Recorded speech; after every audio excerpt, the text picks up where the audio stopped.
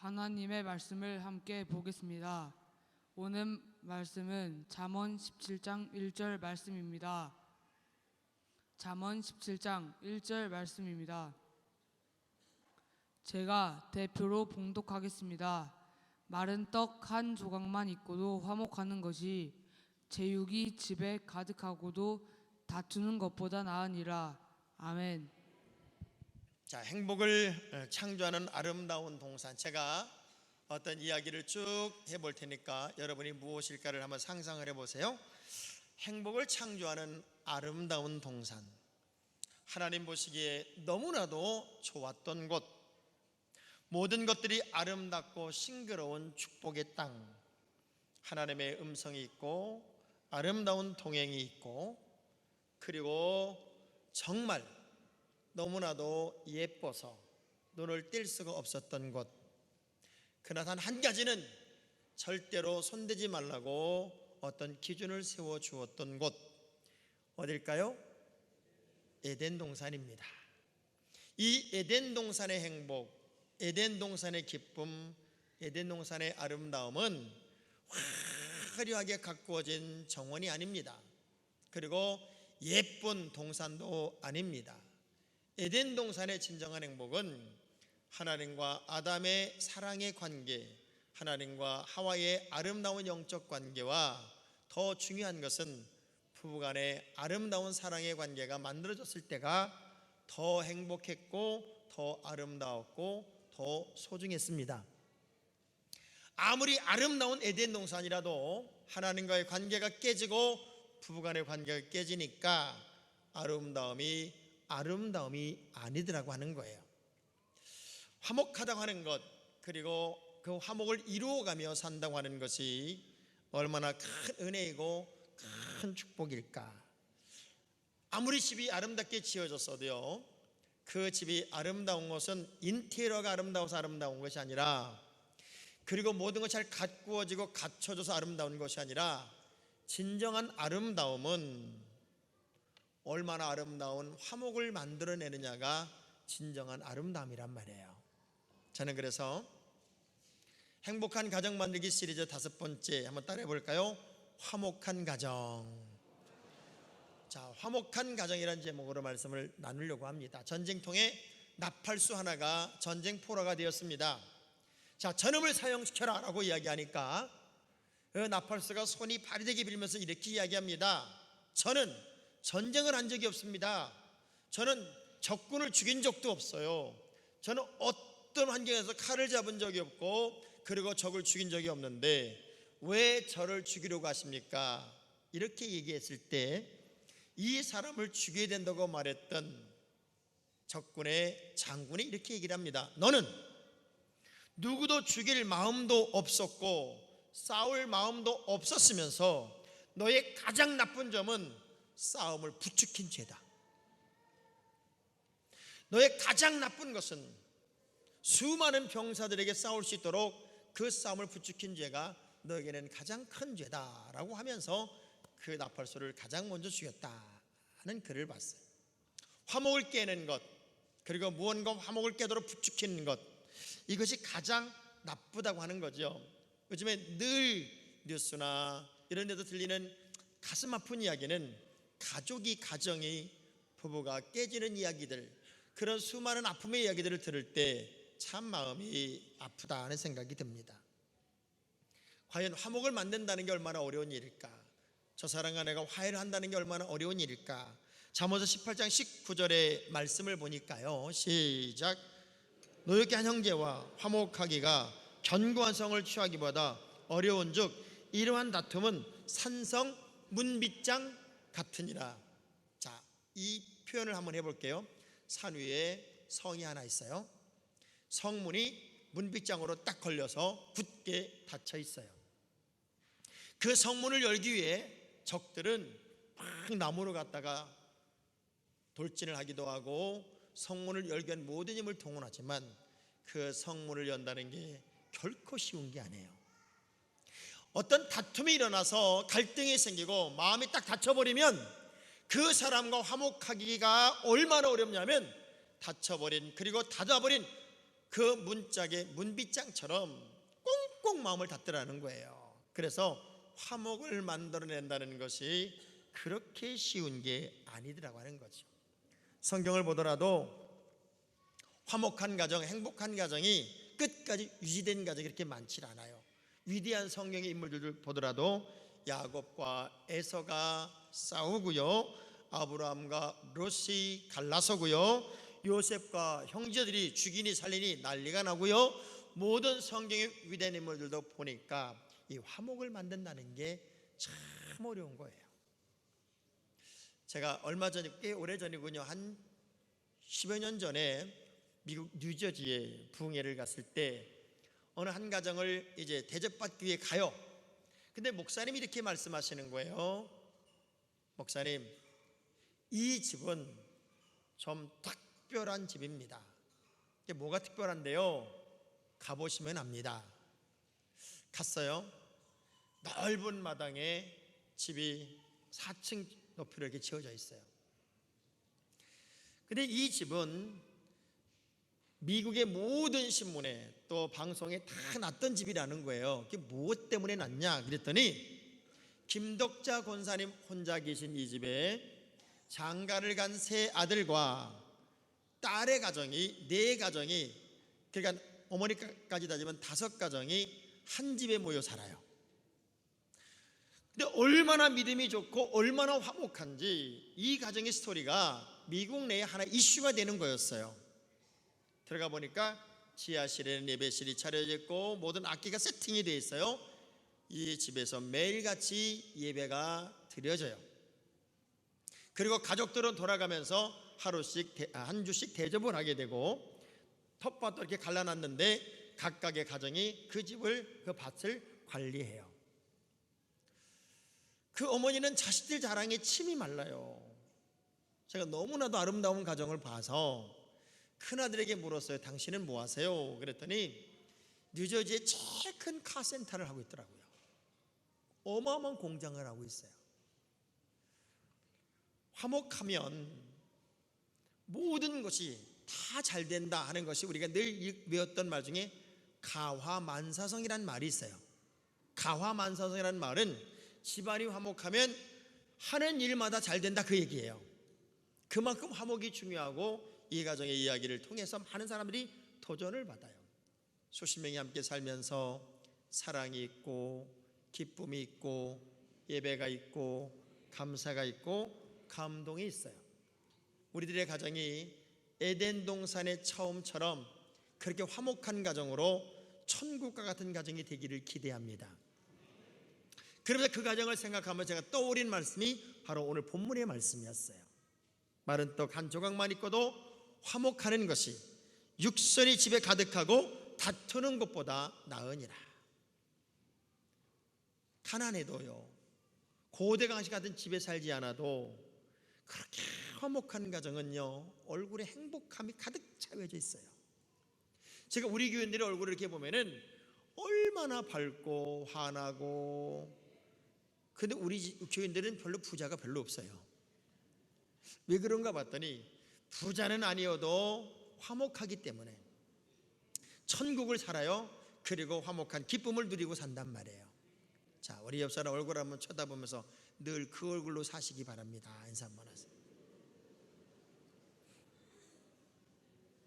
자, 그러면 어떤 가정이 정말 화목한 가정으로서의 삶을 살 수 있을까요? 각 가족 구성원들의 책임감을 온전히 완수하는 가정이 화목한 가정이 되더라는 거예요. 고린도서 5장 18절의 말씀을 보니까 우리들에게는 어떤 책임이 주어지나 봤더니요, 이런 책임이 주어져요. 함께 보겠습니다. 모든 것이 하나님께로 났나니 저가 그리스도로 말미암아 우리를 자기와 화목하게 하시고 또 우리에게 화목하게 하는 뭘 줬어요? 화목하게 하는 직책을 줬다는 거예요. 여러분에게는 화목하게 해야 할 책임과 사명이 있다는 거예요. 근데 대부분은 나에겐 책임이 없고 너에게 책임이 있다고 생각을 해요.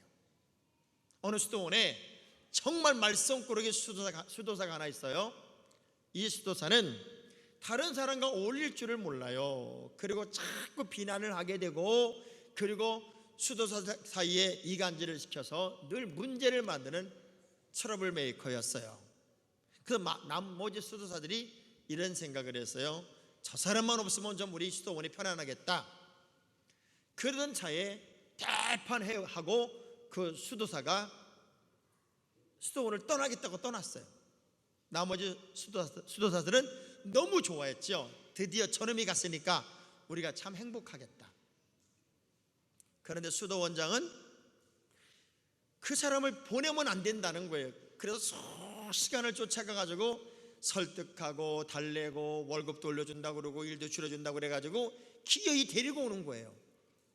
그러고 나서 일도 제대로 안 시키고 또 인사도 더 하고 사례도 더 주면서 그 수도사를 데리고 있으니 나머지 수도사들은 얼마나 억울했겠어요. 따졌어요. 아니 왜 저놈을 붙잡고 있냐고, 왜 안 내보내냐고. 그때 그 수도원장이 이런 얘기를 해요. 우리가 여기에 들어온 많은 이유 중에 하나는 우리 자신을 수도하기 위해서 왔다, 수련하기 위해서 왔다. 그런데 저 사람은 여러분을 정말 수련시키는 최고의 선생이다. 얼마나 미워하냐. 그러면서도 그를 받아내야 되고, 저 사람 하나 때문에 당신들은 엄청난 훈련을 받고 있기에 우리 수도원에는 저 사람이 꼭 필요하다. 저것까지도 넘어야 진정한 수련이 되는 것이다. 그러면서 그 사람을 늘 붙잡고 있었다는 거예요. 어느 단체든 간에 공동체 안에는 가시가 있기 마련이에요. 그러나 그 가시마저도 우리가 잘 끌어안고 가야 하는 것이 화목을 만드는 이유란 말이죠. 여러분의 가정에 신랑이 다 마음에 들어요? 각시가 다 마음에 들어요? 애들이 다 마음에 들어요? 다 마음에 안 든 것도 있어요. 여러분이 한 10년 정도 살다 보면 단점이 그렇게 많이 보일 거예요. 그럴 때마다 네 책임만 전가하면 그 가정에는 결코 화목이 없다는 거예요. 그 모든 책임이 나에게도 있다는 거예요. 따라합시다. 나에겐 화목하게 하는 책임이 있습니다. 자, 제가 하나 이야기를 한번 해볼 거예요. 이런 가정이 화목하고 행복할까, 아니면 그냥 내버려 둘까 한 번쯤 생각해 보면서, 자, 말씀을 예를 한번 들어볼게요. 방바닥에 물 한 잔이 있어요. 아이가 걸어가다가 물을 엎었어요. 그러면 여러분들은 이구동성으로 그 광경을 보면서 이렇게 말할 겁니다. 야! 조심해야지! 이렇게 말할 거예요. 애가 물을 탁 엎으니까 할머니가 이렇게 얘기합니다. 내가 치우질 않아서 제가 저렇게 물을 엎었네. 그러니까 아들이 이렇게 얘기합니다. 어머니, 그게 왜 어머니 잘못이에요? 제가 물을 먹고 거기다 놔서는 안 되는 건데 거기다 놨네요. 그랬더니 며느리가 왜 당신이 잘못이냐고, 그런 게 있으면 제일 먼저 내가 다 건사를 해야 되는데 이 엄마가 부주의해서 그런 거라고. 그러니까 그 소리를 듣고 있던 아들이, 꼬맹이가 그러더라는 거예요. 엄마, 내 잘못이야, 그러더래요. 자, 어떤 문제가 터지면 네 책임이 아니라 내 책임이다라는 생각, 의식이 가지면 여러분의 가정에는 정말 행복과 화목이 있어요. 아버지는 아버지의 위치, 아버지의 책임이 있고, 엄마는 엄마의 책임이 있고, 자녀는 자녀의 책임이 있어요. 저는 여러분들이 그렇게 나에게 주어진 화목의 책임을 잘 감당하되 네 책임으로 전가하지 말고 내 책임으로 받아들여져서 더 아름다운 화목을 만드는 명품 가정의 주인공들이 되시기를 주의 이름으로 축원합니다. 자, 그럼 화목이라는 건 어디서부터 출발해요? 용서로부터 출발하는 거예요. 용서하지 않으면요, 절대로 화목할 수가 없습니다. 용서와 용납이 없는 화목은 껍데기고 가식이고 위선이 돼요. 겉으로는 웃고 있지만 속으로 이렇게 칼을 갈고 있다면 그게 무슨 화목한 삶을 사는 거겠어요. 베드로에게 예수님이 던진 질문이, 얼마만큼까지 용서하는지 너 아니? 제가요 한 7번 정도 용서하면 될까요?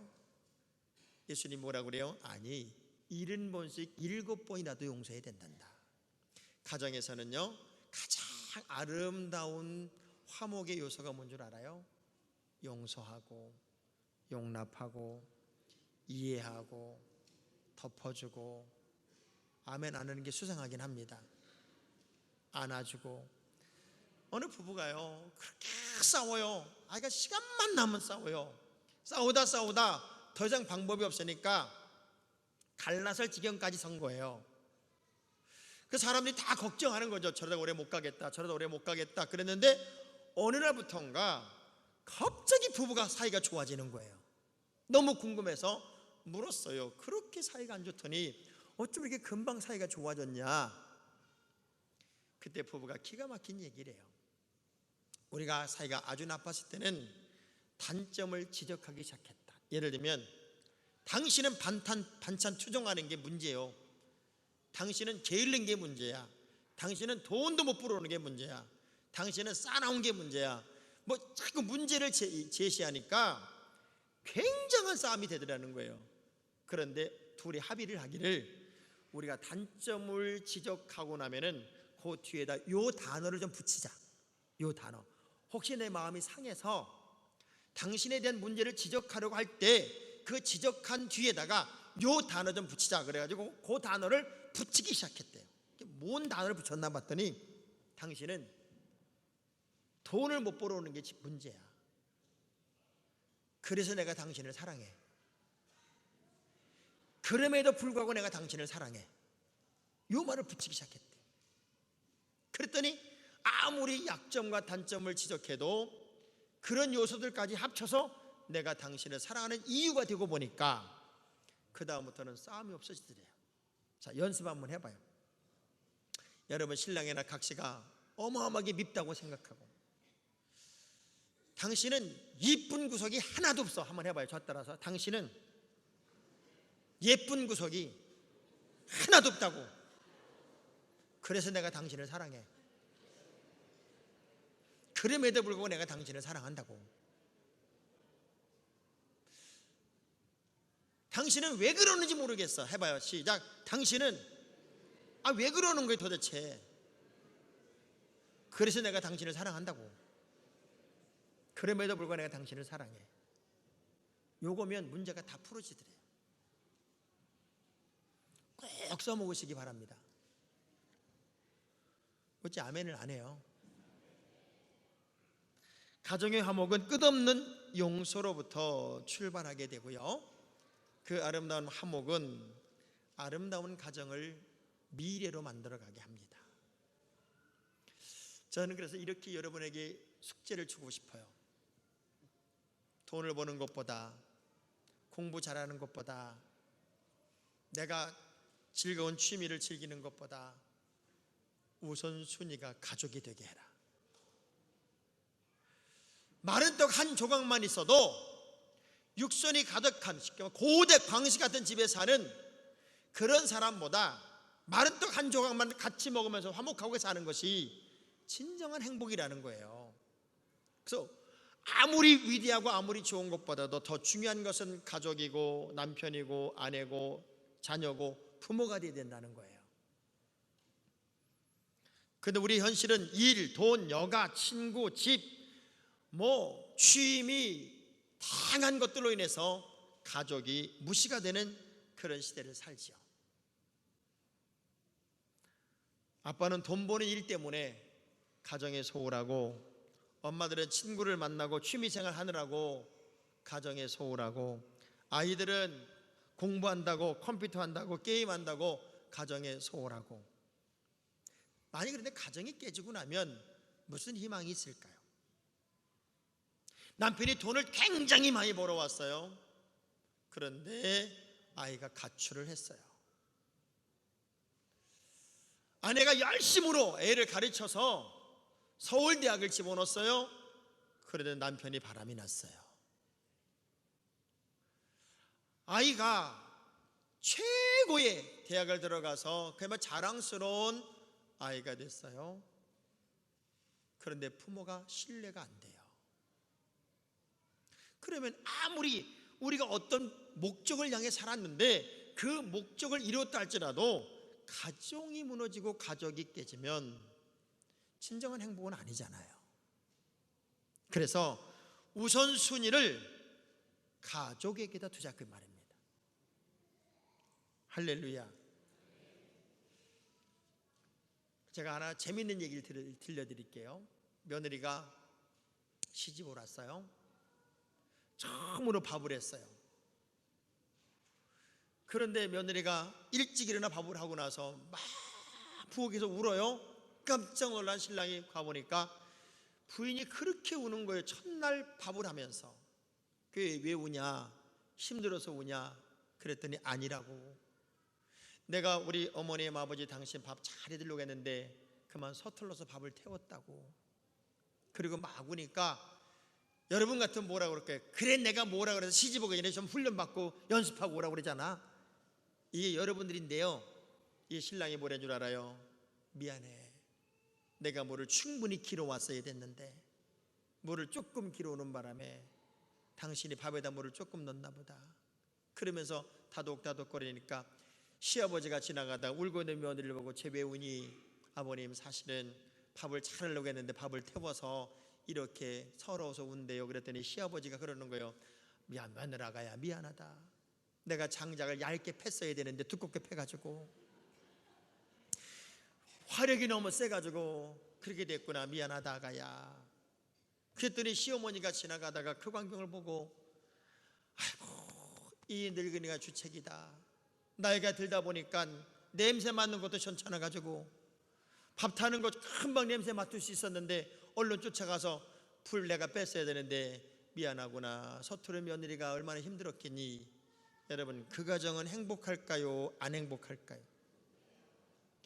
옆사람 악수하면서 어쩌면 꼭 집사님 가정 같으세요 하면 인사합시다.